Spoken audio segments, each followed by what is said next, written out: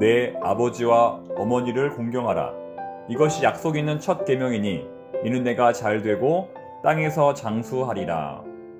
샬롬, 지난밤 평안하셨습니까? 오늘은 5월 8일 어버이날입니다. 그동안 사랑과 믿음으로 자녀들을 키워주신 모든 이 땅의 부모님들에게 감사드립니다. 하나님의 은혜가 우리의 사랑하는 부모님들에게 오늘도 충만하기를 바랍니다.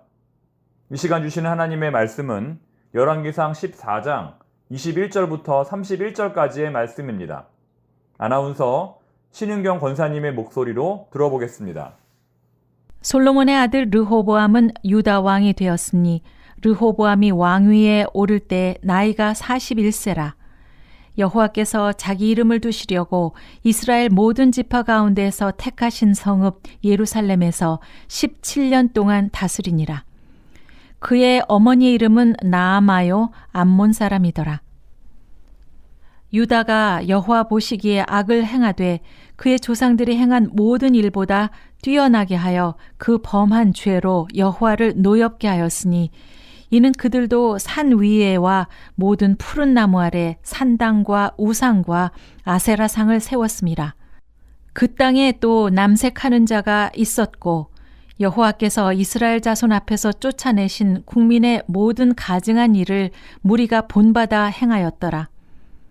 르호보암 왕 제5년에 애굽의 왕 시삭이 올라와서 예루살렘을 치고 여호와의 성전의 보물과 왕궁의 보물을 모두 빼앗고 또 솔로몬이 만든 금 방패를 다 빼앗은지라. 르호보암 왕이 그 대신 노스로 방패를 만들어 왕궁 문을 지키는 시위대 대장의 손에 맡김에 왕이 여호와의 성전에 들어갈 때마다 시위하는 자가 그 방패를 들고 갔다가 시위소로 도로 가져갔더라. 르호보암의 남은 사적과 그가 행한 모든 일은 유다 왕 역대 지략에 기록되지 아니하였느냐. 르호보암과 여로보암 사이에 항상 전쟁이 있으니라.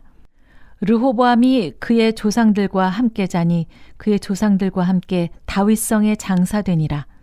그의 어머니의 이름은 나아마요 암몬 사람이더라. 그의 아들 아비얌이 대신하여 왕이 되니라. 삶의 규칙을 세우십시오. 삶의 규칙을 세우십시오라는 제목으로 주의 말씀을 증거하겠습니다. 다니엘이 믿음으로 승리할 수 있었던 비결은 어디에 있을까요? 다니엘이 바벨론의 포로로 끌려갈 때 그의 나이는 불과 12, 13세 정도였습니다. 지금의 초등학생, 중학생 정도의 나이였습니다. 그 어린 나이에 가족들과 헤어져 외국의 문화와 종교, 학문을 배웠습니다.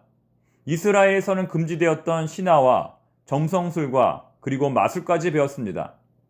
바벨론의 사제들은 다니엘을 자신들에게 동화시키기 위해 그의 이름까지도 바꾸었습니다. 하지만 이러한 환경도 다니엘을 굴복시킬 수는 없었습니다. 대체 그 까닭은 어디에 있을까요?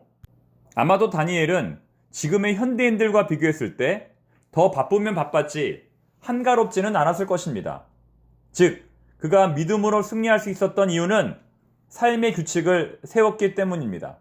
다시 말해 매주일 교회에 나가 예배드리고 매일 15분 정도의 경건의 시간을 갖는 것만으로는 이 영적 싸움에서 승리할 수 없음을 그가 깨달았던 것입니다.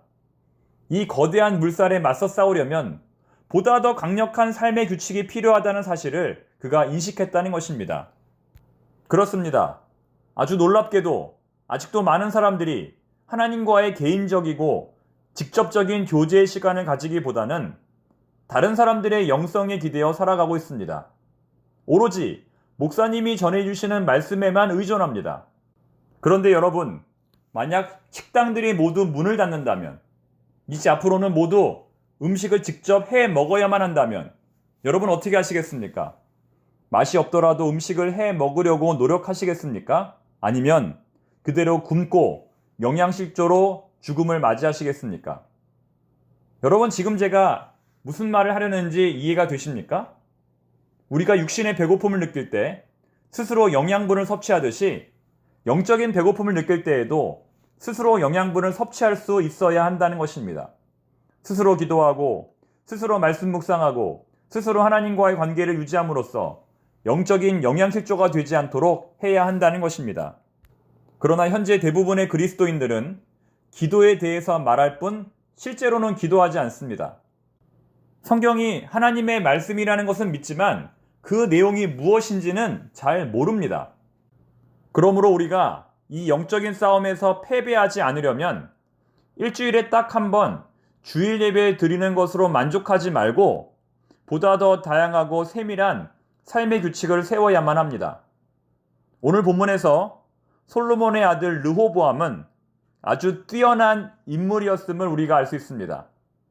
어떤 분야에서 뛰어났냐면 지금까지 하나님 앞에 악을 행한 조상들보다 훨씬 더 악한 죄를 범할 수 있는 뛰어난 인물이었습니다. 이것은 칭찬이 아니라 책망입니다. 그는 하나님을 섬기면서도 동시에 우상신을 섬겼고 심지어는 하나님의 성전에 창기들을 두었습니다. 본문 23절과 24절을 보시면 그는 하나님 앞에서 창조적인 죄를 범합니다. 그런 면에서 르호보암은 뛰어난 인물이었다는 것입니다. 그래서 하나님은 그를 심판하십니다. 제일 먼저는 애굽의 왕 시삭의 공격입니다. 애굽의 왕 시삭은 예루살렘에 쳐들어와 그곳에 있는 모든 금은보화를 다 빼앗아갑니다. 그 결과 유다의 문화는 철기 문화에서 청동기 문화로 퇴보합니다. 금방패를 빼앗겼기 때문에 놋방패를 사용해야 하는 수치를 당합니다. 그것뿐만이 아니었습니다.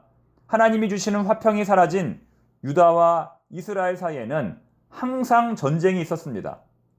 왜 르호보암은 이렇게 참혹한 결과를 맞이했을까요? 첫 번째는 아버지 솔로몬으로부터 올바른 신앙교육을 받지 못했기 때문입니다. 르호보암이 하나님 앞에 저지른 모든 죄악의 시초는 그의 아버지 솔로몬이었습니다. 그는 아버지 솔로몬이 저지른 그 죄악들을 발판으로 이렇게 창조적인 죄를 지었던 것입니다. 두 번째는 믿음이 없었던 그의 어머니 때문입니다. 오늘의 본문 21절과 31절에는 공통적인 표현이 하나 나옵니다. 그의 어머니의 이름은 나아마요 암몬 사람이었더라. 다른 유다의 왕들과는 달리 오늘 본문은 이렇게 르호보암의 어머니가 어떤 사람이었는지를 두 번씩이나 반복하여 기록합니다. 이것은 그가 이방인이었던 어머니의 영향을 받았다는 것을 의미하는 것입니다. 세 번째는 오늘의 가장 중요한 주제로서 그가 삶의 규칙을 세우지 못했기 때문입니다. 그가 만약 아버지와 어머니의 신앙교육의 부재라고 하는 환경 속에서도 만약 삶의 규칙을 세워 영적으로 날마다 훈련했다면 어땠을까요? 앞서 언급했던 다니엘처럼 엄격한 삶의 규칙을 세워 그 분주한 환경 속에서도 하나님과의 관계를 유지했다면 어땠을까요? 본문의 말씀과 같은 최악의 결과는 나오지 않았을 것입니다. 즉, 우리가 영적인 문제를 해결하는 가장 좋은 방법은 삶의 규칙을 세우는 것입니다. 뭐라고요?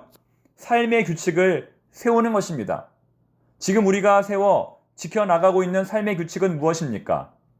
주일 예배 성수, 수요 말씀 사경회, 금요 기도회, 새벽 말씀 묵상, 시편 말씀 묵상, 성경 통독, 성경 필사, 정서적으로 건강한 제자 훈련, 그리고 토요 성경대학, 현재 우리 교회의 예배와 훈련 프로그램들입니다.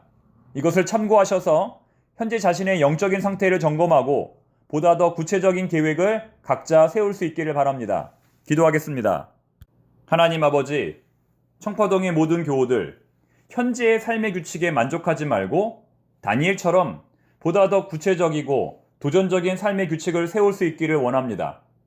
다른 사람에게 의존하는 신앙생활이 아니라 스스로 말씀과 기도를 통하여 하나님과 교제할 수 있는 성숙한 신앙인이 되게 하옵소서. 예수님의 이름으로 기도드립니다. 아멘.